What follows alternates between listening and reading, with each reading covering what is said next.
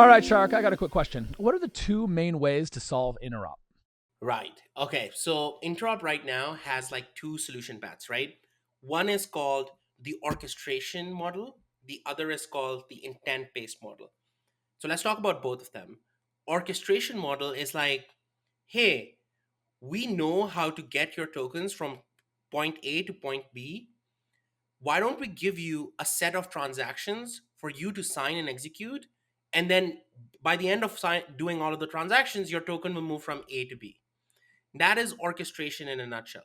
Examples of those are LeFi, other aggregators, and the other school of thought is that what if we actually, rather than giving you a series of transactions going from point A to point B, what if we allow you to create an intent that defines that you want your assets on point A to be converted to another chain in assets at point B.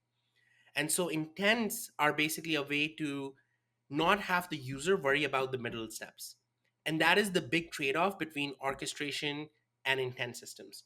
Orchestrations does not require solvers or anyone to have their liquidity because you're using the user's liquidity to move it from point A to point B. The problem with that is, well, what if it's really complex? What if one of the transactions fail? How are you going to help user in that middle step?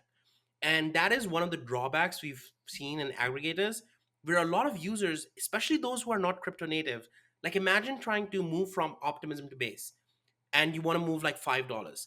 But to move that $5, you first need to convert it to ETH, bridge it using a bridge, get it on the other side, swap it back into USDC. And by the end of it, you're like, what if you miss a step?